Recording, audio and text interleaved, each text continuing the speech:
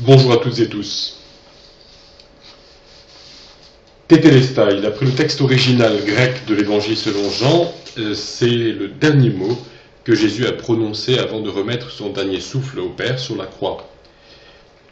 Une fois n'est pas coutume, parce que ça ne m'arrivera que très très rarement, la prédication de cette semaine portera sur un seul verset de la Bible, et même sur un seul mot, si on s'en tient au texte grec.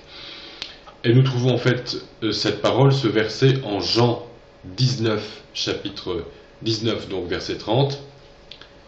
Jésus dit, tout est accompli. Puis il baissa la tête et rendit l'esprit.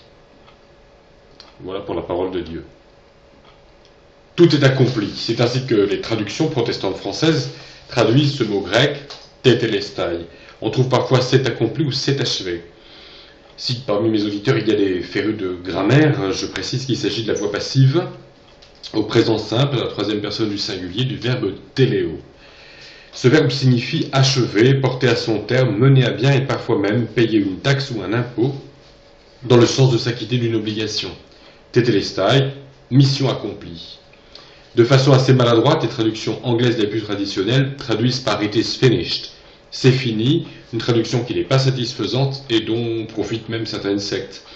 Ainsi, entre autres exemples, la secte Moon enseigne que Jésus, au moment de sa mort, était au désespoir. C'est fini, c'est fichu, et que dès lors, il était nécessaire que Dieu suscite un nouveau Messie. Monsieur Moon, bien sûr.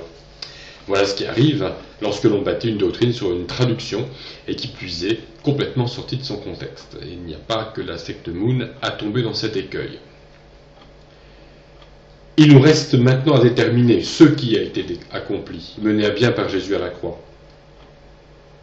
Examinons déjà ce que Jésus lui-même en dit. Jésus utilise plusieurs fois cette expression, ce verbe, à la voix passive, pour parler de sa mission, comme par exemple en Luc 18, 31, où Jésus dit « Nous montons à Jérusalem et tout ce qui a été écrit par les prophètes au sujet du Fils de l'homme s'accomplira ou sera accompli. » C'est donc lors de son dernier voyage à Jérusalem que Jésus a accompli l'essentiel de sa mission. En Luc 24, 44, Jésus déclare « Il fallait que s'accomplisse tout ce qui est écrit de moi dans la loi de Moïse, dans les prophètes, dans les psaumes. » Jésus se définit donc comme le Messie annoncé par les prophètes israélites de l'Ancien Testament. Là-dessus, nous reviendrons dans quelques instants. Jésus dit aussi, en Jean 4, verset 34, « Ma nourriture est de faire la volonté de celui qui m'a envoyé et d'accomplir son œuvre. » Et en Jean 5, 36, « Les œuvres que mon Père m'a donné d'accomplir, ces œuvres mêmes que je fais, témoignent de moi que le Père m'a envoyé. » L'Épître aux Hébreux, en 12.2, ajoute « Gardons les yeux fixés sur Jésus, qui est l'auteur de la foi et qui la mène à bien.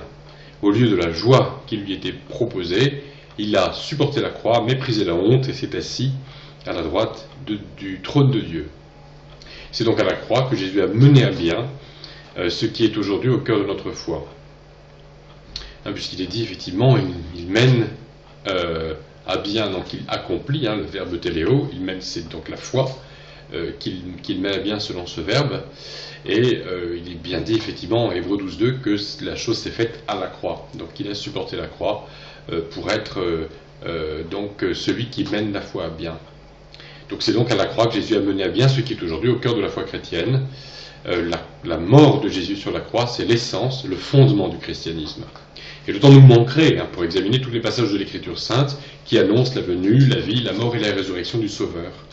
Nous lirons tout de même deux textes prophétiques particulièrement pertinents relatifs à la mort de Jésus, aux 100 versets sur la croix. Donc d'abord un psaume de David, le psaume 22, numéroté 21 dans certaines éditions. Donc dans l'édition catholique 21 et l'édition juive et protestante et psaume 22. Et ce texte a été écrit quand même 1000 ans avant les faits. Donc psaume de David. Mon Dieu, pourquoi m'as-tu abandonné et t'éloignes-tu sans me secourir, sans écouter mes plaintes? Moi je suis un ver et non un homme, l'opprobre des hommes et le méprisé du peuple. Tous ceux qui me voient se moquent de moi, ils ouvrent la bouche, secouent la tête. Recommande-toi à l'Éternel, l'Éternel le sauvera, il le délivrera puisqu'il l'aime.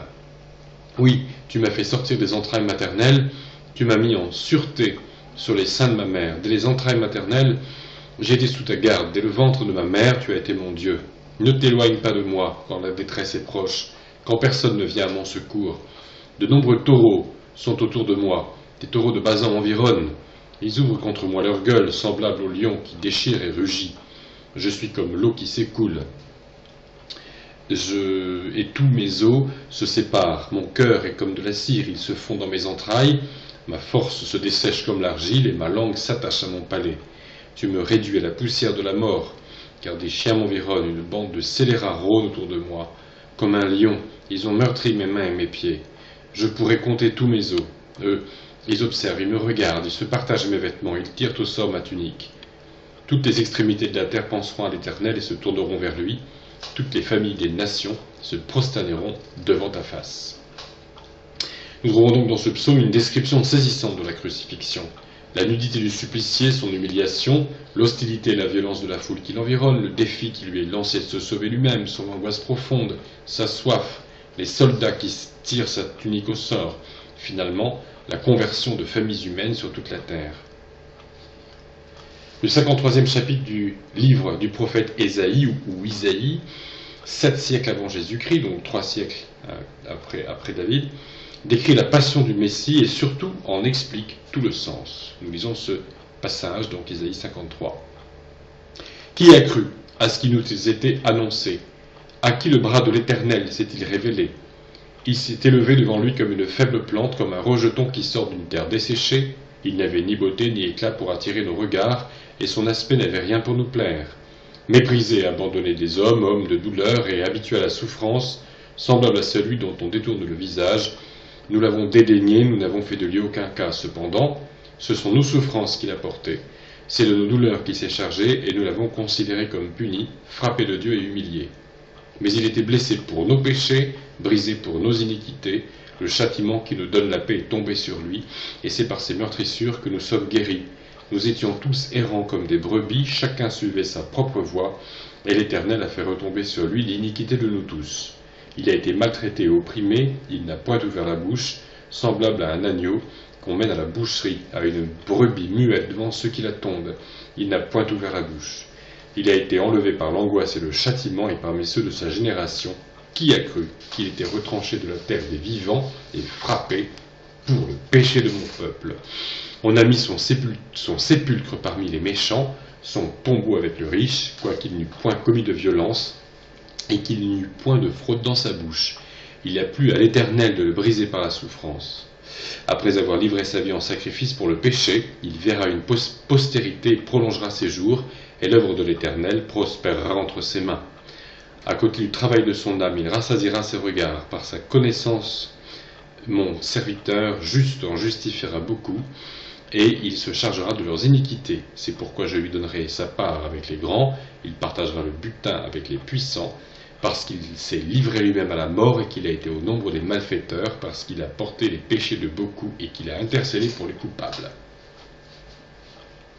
On reconnaît ici, plus de 700 ans avant les faits, le mépris dont le Messie a été victime, ses souffrances, son silence face à l'injustice et à la douleur, la profondeur de son angoisse, telle que décrite lors de l'épisode du jardin de Gethsémane en Matthieu 26 et les textes parallèles en Marc et Luc. On reconnaît aussi les caractéristiques de son lieu d'ensevelissement, mais ce sont surtout ici les raisons des souffrances, de ces souffrances qui sont expliquées. Le serviteur souffrant, comme on l'appelle, est mis à mort à notre place pour porter les conséquences de nos péchés, pour se charger de nos iniquités, c'est-à-dire des conséquences de nos manquements à la loi divine. Comme l'annonçait cette prophétie, c'est en silence, sans résister, que Jésus est allé au sacrifice, par amour pour nous. Mais il est écrit, il verra une postérité et prolongera ses jours. C'est-à-dire que Jésus devait ressusciter, retourner au ciel auprès du Père et être glorifié. La mort du Christ est nécessaire à notre réconciliation avec Dieu, mais la mort n'a pas le dernier mot.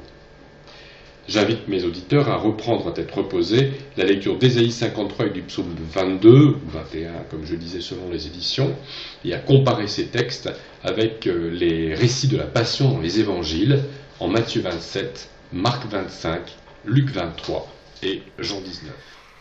L'apôtre Paul écrit « Je vous rappelle, frères et sœurs, l'évangile que je vous ai annoncé, que vous avez reçu, dans lequel vous avez persévéré, et par lequel vous êtes sauvés, si vous le retenez tel que je vous l'ai annoncé.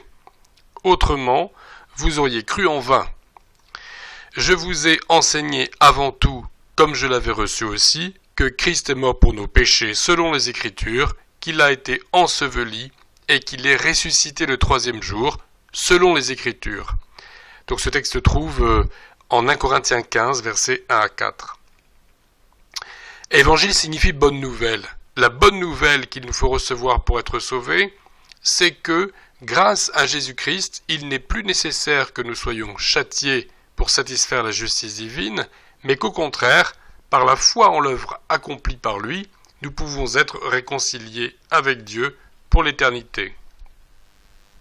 Alors nous évoquions tout à l'heure une erreur terrible due à une traduction qui n'est pas satisfaisante, et il en existe une autre qui consiste à prendre pour semblable deux mots certes identiques en français, mais différents en grec. Jésus dit « Ne croyez pas que je sois venu pour abolir la loi ou les prophètes. Je suis venu non pour abolir, mais pour accomplir. » Ici, le verbe traduit par accomplir n'est pas téléo, comme nous l'avons vu un peu plus haut, qui veut dire mener à son terme, mais le verbe ici est pléroo, qui veut dire mener à la plénitude. On pourrait presque traduire par remplir. Ainsi, Jésus ne dit pas « je suis venu mener la loi à son terme », mais « je suis venu mener la loi à sa plénitude ».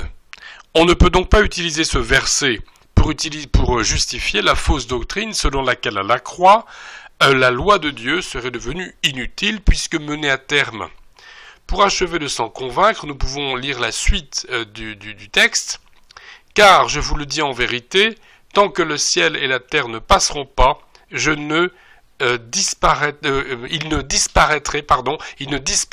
pas de la loi un seul iota ou un seul trait de lettre, jusqu'à ce que tout soit arrivé.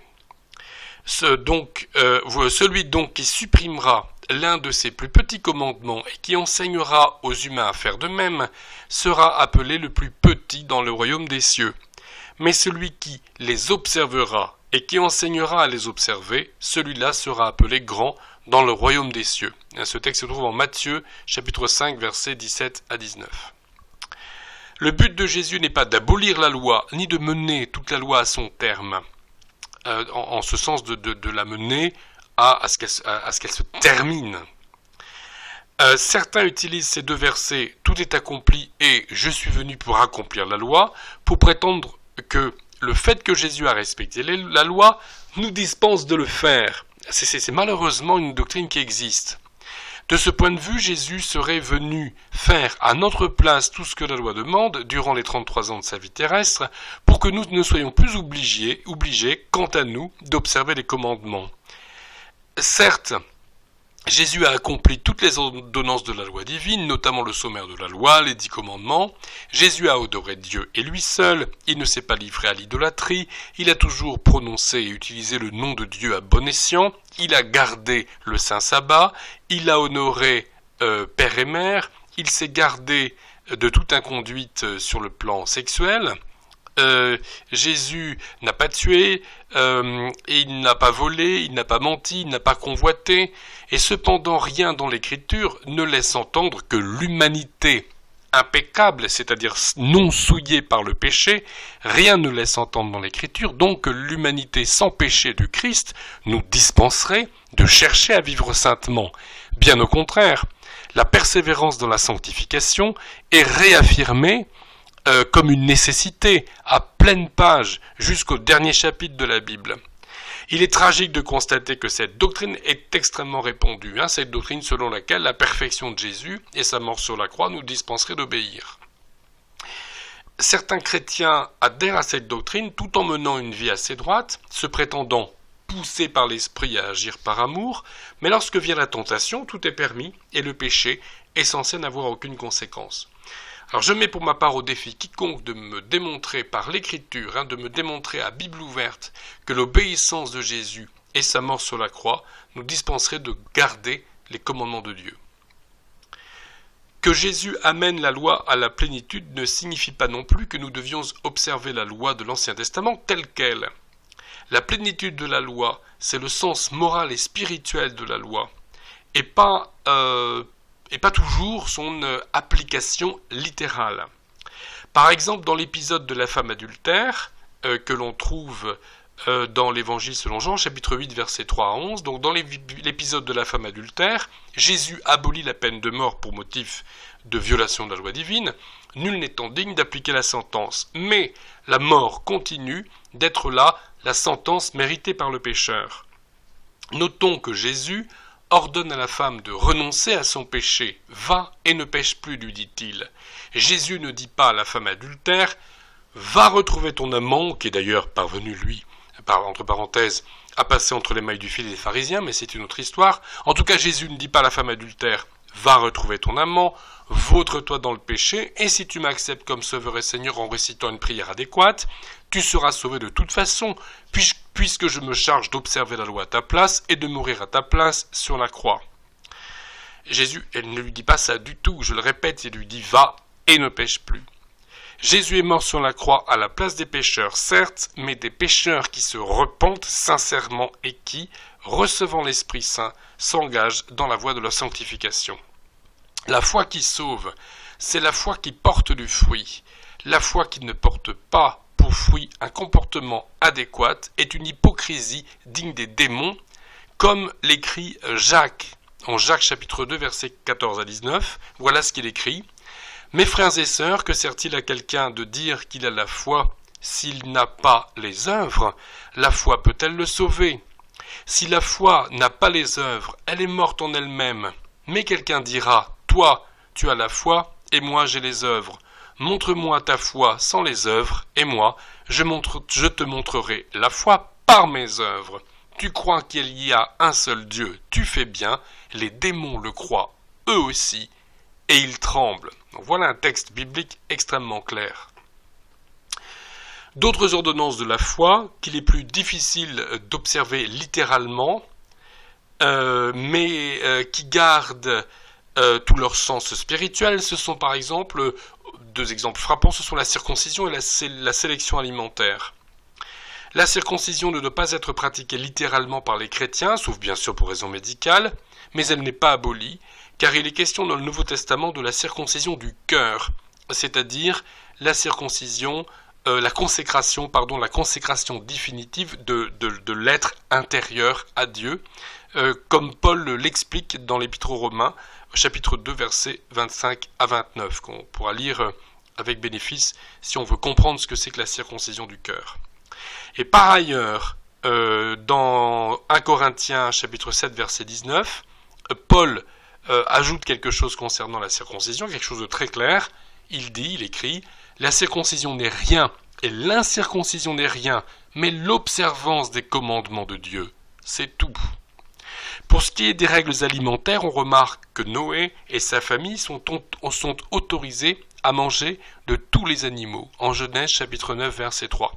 Et la sélection alimentaire n'est prescrite que beaucoup plus tard, sous Moïse, en Lévitique 11.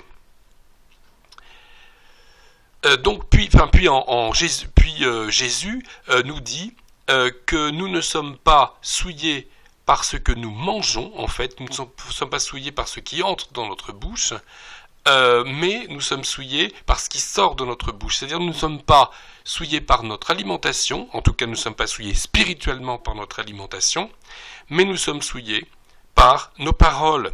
Et nous trouvons cela en Matthieu chapitre 15, verset 11. On voit ainsi que le Christ apporte des réformes profondes à la loi de Dieu, mais toutes ne sont pas liées à sa mort sur la croix, et surtout, les 10 commandements sont sans cesse confirmés. Les prescriptions de la loi de Moïse qui sont accomplies à la loi, ce sont les sacrifices offerts à Dieu pour l'expiation des péchés. Ces sacrifices étaient en quelque sorte des préfigurations du sacrifice de Jésus sur la croix, ou plus exactement, le sacrifice de Jésus les surpasse. Le sacrifice de Jésus, en quelque sorte, absorbe les sacrifices qui étaient prescrits dans l'Ancien Testament. Depuis la croix, le sacrifice suprême pour tous les péchés ayant eu lieu une fois pour toutes, il n'est plus nécessaire d'en offrir à Dieu. Ce serait même un grave péché que d'offrir des sacrifices, comme on devait le faire dans l'Ancien Testament, puisque ce serait une façon de nier l'efficacité du sacrifice de Jésus. Et de plus, le temple de Jérusalem, où il fallait offrir des sacrifices, a été détruit 40 ans après la crucifixion, si bien que même les Juifs, aujourd'hui, ils sont depuis lors dans l'incapacité de sacrifier, puisque le lieu de sacrifice n'existe plus, il n'est plus disponible, puisqu'il y a maintenant la mosquée d'Omar, etc. Donc nous lisons ce que dit l'Écriture en Hébreux chapitre 7, 9 et 10, alors sur le script que vous trouverez sur internet de cette prédication, vous aurez le détail des versets. En tout cas, voilà ce que dit l'Épître aux Hébreux. Jésus peut sauver parfaitement ceux qui s'approchent de Dieu par lui, étant toujours vivant pour intercéder en leur faveur. Il nous convenait, en effet, d'avoir un souverain sacrificateur comme lui, saint, innocent, sans tache, séparé des pécheurs, et plus élevé que les cieux, qui n'a pas besoin, comme les souverains sacrificateurs du temple de Jérusalem, d'offrir chaque jour des sacrifices, d'abord pour ses propres péchés, ensuite pour ceux du peuple. Car ceci, il l'a fait une fois pour toutes, en s'offrant lui-même. Ainsi, la loi établit des souverains sacrificateurs humains sujets à la faiblesse, mais la parole du serment qui a été fait après la loi établit le Fils, qui est parfait pour l'éternité. Il est entré une fois pour toutes dans le lieu très saint, non avec le sang des boucs et des veaux, mais avec son propre sang, ayant obtenu une rédemption éternelle. Sans effusion de sang, il n'y a pas de pardon. Nous sommes sanctifiés par l'offrande du corps de Jésus-Christ, une fois pour toutes. C'est donc cet aspect-là de la loi de Jésus, les sacrifices sanglants, que Jésus est venu accomplir dans le sens de mener à son terme, et il est venu accomplir l'expiation des péchés. La mission que Jésus a accomplie, qu'il a achevée à la croix, c'est qu'il est mort pour subir le châtiment suprême à la place du pécheur qui se repent et qui croit à ce sacrifice. Nous relisons donc une partie du texte que nous venons de lire. Sans effusion de sang, il n'y a pas de pardon. C'est un principe établi par Dieu lui-même. Dieu est juste, le péché mérite un châtiment, Dieu est saint, le péché lui est parfaitement insupportable. Dieu est amour, en la personne de Jésus, Dieu vient lui-même subir à la place des pécheurs le châtiment que sa justice, sa sainteté et sa loi exigent. Tout ceci peut nous laisser perplexes, mais c'est là l'enseignement fondamental de la révélation chrétienne. Nous l'avons dit tout à l'heure, le motif de la mort expiatoire de Jésus sur la croix, c'est l'amour de Dieu, Père et Fils, pour chacun d'entre nous. Dieu est amour. C'est fort de cet amour que nous devons progresser dans notre relation avec lui, où que nous en soyons. C'est là aussi le message de la croix. Dieu nous aime à ce point-là. Nous avons aussi évoqué rapidement un autre aspect pourtant fondamental de l'action de Dieu, la résurrection de Jésus, qui nous assure que la mort n'a pas le dernier mot. C'est pourquoi je vous donne rendez-vous la semaine prochaine pour une prédication en commémoration de la résurrection de notre Seigneur Jésus. Avant de nous quitter, prions l'Éternel.